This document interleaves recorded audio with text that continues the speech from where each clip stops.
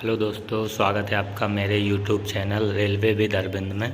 तो आज हम और कुछ मोस्ट क्वेश्चन लेके आए हैं। ये अपने क्वेश्चन होंगे एसबीएफ यानी staff benefit fund and NPS से रिलेटेड। तो ये कुल 50 क्वेश्चन है। अच्छा क्वेश्चन है, तो चलिए हम स्टार्ट करते हैं। क्वेश्चन नंबर फर्स्ट पे चलते हैं। कर्मचारी हित निधि यानी स्टाफ बेनिफिट फंड एसबीएफ के मुख्यालय स्तर की कमेटी के चेयरमैन कौन होते हैं? तो पीसीपीओ। क्वेश्चन नंबर 2 पे चलते हैं। कर्मचारी हित निधि एसबीएफ को रेलवे में कब लागू किया गया? तो 1931 में। क्वेश्चन नंबर 3 पे चलते हैं। महिला सशक्तिकरण हेतु एसबीएफ से 800 रुपये में से कितनी राशि आवंटित की जाती है? तो 28 रुपये। क्वेश्चन नंबर 4 पे चलते हैं। कर्मचारी हित निधि में 800 रुपये में से शिक्षा हेतु कितना पैसा आवंटित किया जाता है? तो किया जाता है 72.75 रुपीज़। क्वेश्चन नंबर 5 पे चलते हैं। कर्मचारी हित निधि में शिक्षा के तहत तकनीकी शिक्षा हेतु प्रत्येक माह चतुर्थ श्रेणी कर्मचारी के बच्चों को कितने रुपए की छात्रवृत्ति दी जाती है? तो 1500 रुपये पर मंथ। ठीक। क्वेश्चन नंबर 6 पे चलते हैं। मंडल स्तर पर कर्मचारी हित निधि समिति का अध्यक्ष कौन होता है? तो सीनियर डीपीओ। क्वेश्चन नंबर 7 पे चलते हैं। गंभीर बीमारियों से ग्रसित रेलवे कर्मचारियों को उसकी छुट्टियां समाप्त हो जाने पर बिना वेतन के होने पर कितना निर्वहन भत्ता प्रतिमाह भुगतान किया जाता है? तो 3000 रुपये। क्वेश्चन नंबर 8 पे चलते हैं। जोन स्तर पर कर्मचारी हित निधि से कितनी होम्योपैथी डिस्पेंसरी खोली जा सकती हैं? तो 10। क्वेश्चन नंबर 9 पे चलते हैं। केंद्रीय कर्मचारी हित निधि के सदस्यों में किसी मुद्दे पर विवाद के मामले में अंतिम निर्णय कौन करता है? तो ये करता है पीसीपीओ। क्वेश्चन नंबर 10 पे चलते हैं। कर्मचारी हित निधि से रेल कर्मचारियों के बच्चों के लिए आयोजित चिल्ड्रेन कैंप में पुत्र या पुत्री को कितनी आयु निर्धारित है? तो 15 वर्ष। क्वेश्चन नंबर 11 पे चलते हैं। रेलवे बोर्ड द्वारा कर्मचारी हित निधि के अंतर्गत प्रति कर्मचारी प्रतिवर्ष अनुदान कितने रुपए का है? तो 800 रुपये। क्वेश्चन नंबर 12 पे चलते हैं। साधारण बीमारी से ग्रसित रेल कर्मचारियों को उसकी छुट्टियां समाप्त होने पर कितना निर्वहन भत्ता प्रतिमाह दिया जा रहा है? तो 10,000 रुपये। क्वेश्चन नंबर 13 पे चलते हैं। किसी रेल कर्मचारी की मृत्यु होने पर अंतिम संस्कार हेतु कितनी सहायता राशि कर्मचारी हित निधि से प्रदान की जाती है? तो 10,000 रुपये। क्वेश्चन नंबर 14 पे चलते हैं। होम्योपैथी चिकित्सक को कितना मानदेय कर्मचारी हित निधि से प्रतिमाह दिया जाता है? तो 22,500 रुपये, 22,500। क्वेश्चन नंबर 15 पे चलते हैं। कर्मचारी हित निधि कमेटी में मान्यता प्राप्त यूनियन के अधिकतम कितने सदस्य नामित किए जा सकते हैं? तो 2 सदस्य। क्वेश्चन नंबर 16 पे चलते हैं। भवन निर्माण अग्रिम के लिए अस्थायी कर्मचारी को कितना सेवाकाल होना चाहिए? तो 5 वर्ष। क्वेश्चन नंबर 17 पे चलते हैं। किसी कर्मचारी को अधिकतम कितना भवन निर्माण अग्रिम स्वीकृति किया जा सकता है? तो 2.5 लाख रुपये। क्वेश्चन नंबर 18 पे चलते हैं। किसी कर्मचारी को भवन निर्माण अग्रिम कितनी बार स्वीकृत किया जा सकता है? तो 1 बार, 1 टाइम। क्वेश्चन नंबर 19 पे चलते हैं। भवन निर्माण अग्रिम के मूलधन तथा ब्याज की कटौती की अधिकतम कितनी किस्त है? तो 240 किस्त।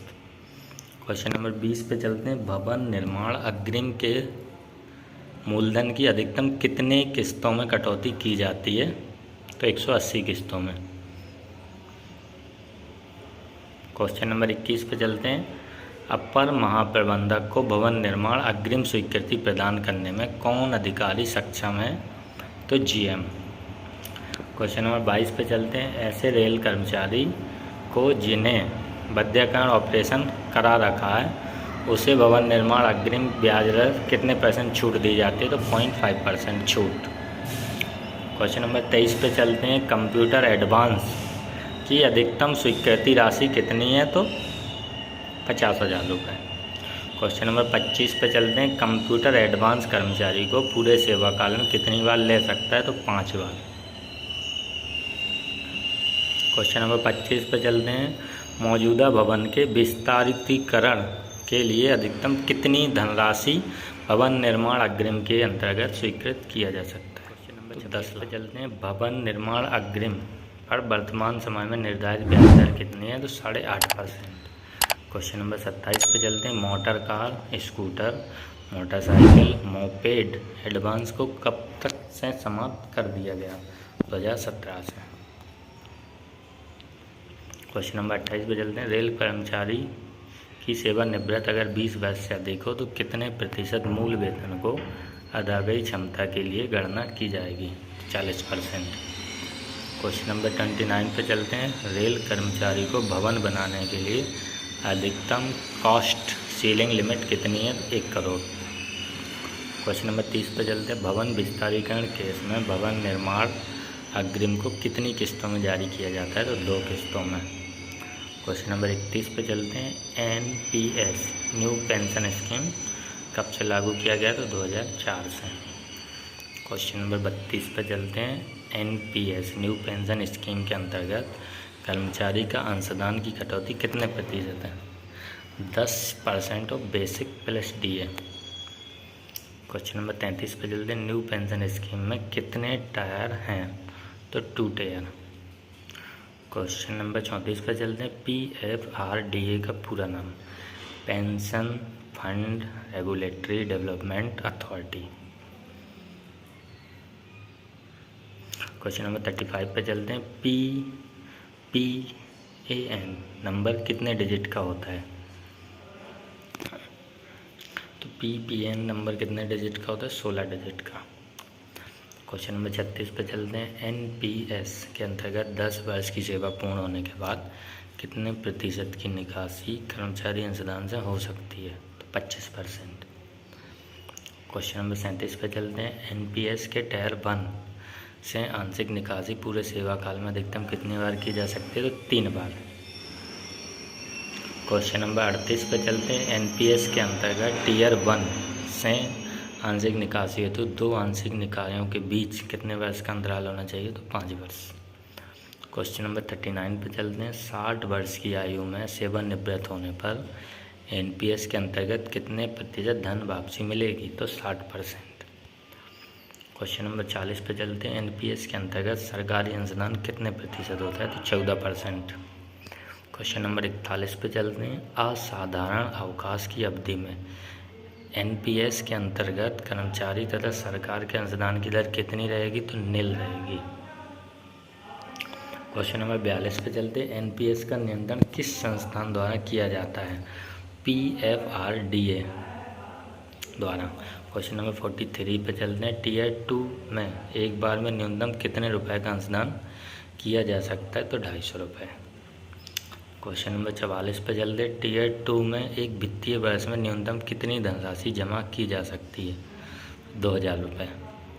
क्वेश्चन नंबर 45 पे चलते हैं। NPS के टीयर 2 में एक वित्तीय वर्ष में अधिकतम कितनी बार अंशदान किया जा सकता है? तो 12 बार।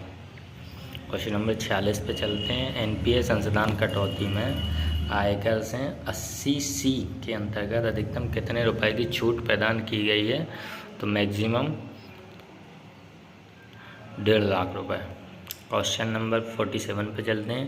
PRAN का पूरा नाम क्या है? तो PRAN का permanent retirement account number.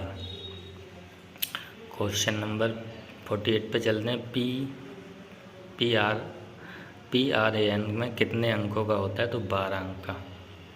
Question number 49 पे चलते हैं। सेवारत कर्मचारी को NPS स्कीम में कितने खाते खोले जा सकते हैं? तो 1। क्वेश्चन नंबर 50 पे चलते हैं। NPS के अंतर्गत टीयर 2 में न्यूनतम कितने रुपए से खाता खोला जा सकता है? तो 500 रुपये। क्वेश्चन नंबर 51 पे चलते हैं। न्यू पेंशन स्कीम का नाम परिवर्तित करके क्या किया गया?